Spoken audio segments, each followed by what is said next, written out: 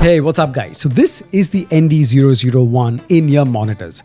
Now these are a pair of hybrid in-ear monitors, which means that this one includes a dynamic driver as well as balanced armatures inside. I'll get into the nitty-gritty details later. So as always, sit back, relax, make sure if you do enjoy this video to smash the like button, and let's start with the unboxing. Alright, so this comes in a typical eco-friendly packaging, if you want to call it that. Very bare bones, nothing too fancy at all. Inside you get the user manual, a pouch to carry these in-ear monitors in. You also get the oxygen-free copper silver-plated cable that has 2-pin connectors. Now the version I have also comes with an inbuilt microphone with a multifunction control button, and it ends in a 3.5mm audio jack. You also get 6 pairs of different size silicone ear tips, and of course you get the ND001 hybrid in-ear monitors themselves. Now in terms of specs, as I mentioned, these are a pair of hybrid in-ear monitors, so they include a dual magnetic single dynamic driver that takes care of the mids and a lot of the low end.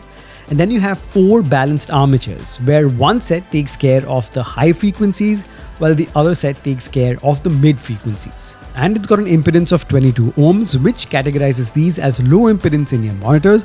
But as always, I would suggest that you pair these with a portable DAC, nothing too expensive or fancy, just something that can power these and make them perform to their full potential, and you get the full range of the sound and volume. And obviously the one I use personally, I'll link in the description below. Now in terms of the build quality, so it's made of resin. It doesn't feel too premium. It's the usual feel, very light, and it's got a transparent design. So you can actually see the innards of the in-ear monitors themselves. You can actually see the dynamic driver, the magnets, you can see the balanced armatures. And on the faceplate, it's got a very unique design, and apparently this is handmade, so it's very unique. Each unit that anybody is going to buy is going to be different because these are handmade, so those imperfections are what make it very unique according to them. It's not the most premium feeling in-ear monitor, and again, for $55 or 5,000 rupees, they could have done better, but it's acceptable. Alright, so with all that said, let's get into the main criteria, which is the audio quality.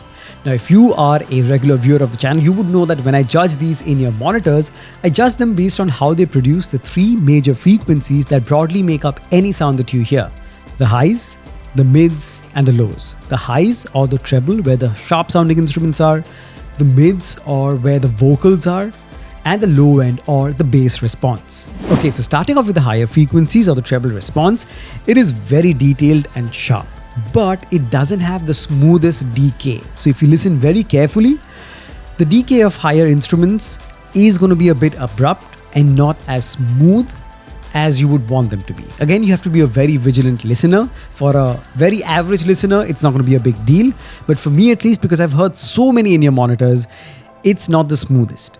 Again, if you enjoy very sparkly, fun, lively, higher frequency renditions, you might enjoy these.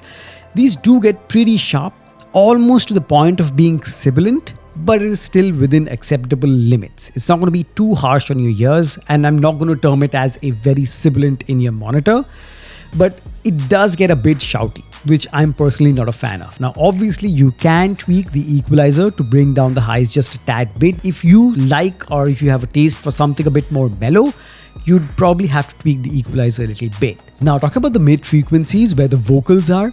Thanks to the balanced armatures that cater specifically to the mid frequencies, these are also very detailed and sharp and pack a lot of clarity. But male vocals do tend to suffer. They don't have the amount of warmth and depth that would have made it very, very natural and enjoyable. So male vocals sound a bit thin. Now the same thing benefits female vocals, which are naturally not as deep as male vocals, so they tend to sound pristine.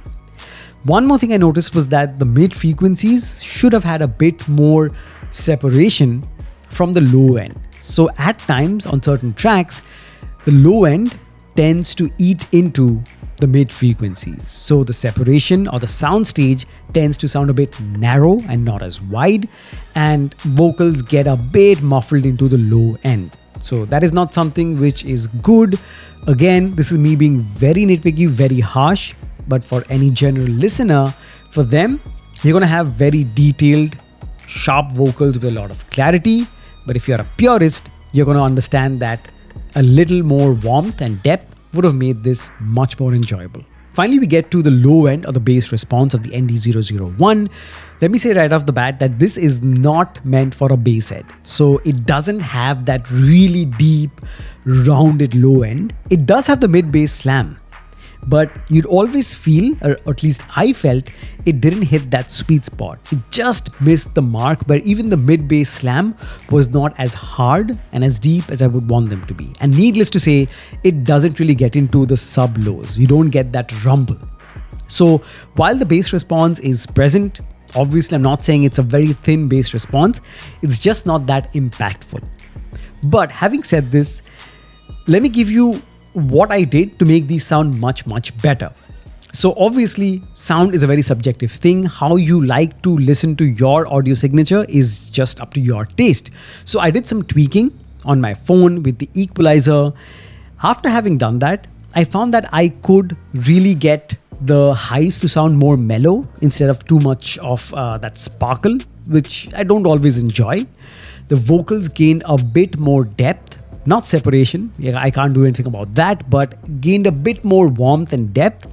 And the low end, the mid-bass slam, was increased. So you do have to play around with the equalizer if you want them to sound a bit more well-rounded, I would say, instead of being a little jagged at the edges. Now, just to summarize, guys, the ND001 is, I would say, pretty aggressively priced for a pair of hybrid in-ear monitors. So for $55, this is pretty good.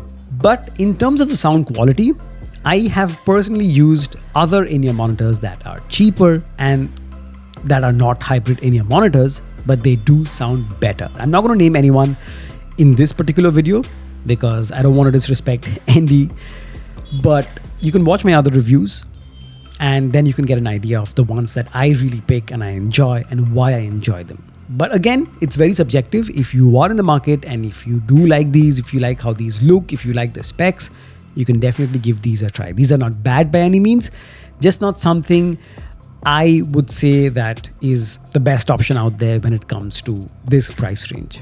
So you should check it out for yourselves. So there you have it, guys. That was my review of the ND001 hybrid in-ear monitors. I hope you found this helpful. If you did, please smash the like button and subscribe to the channel if you haven't already. Share this video with your friends. I'll leave a link in the description below. You can check it out from there. And yeah, that's about it. If you have any other recommendations for any particular in-ear monitor that you want, so comment down below, and the comment that gets the most likes, I will try my best to get myself a unit and review that for you guys. So thank you so much for stopping by, and I'll catch you guys very soon in the next one. Cheers.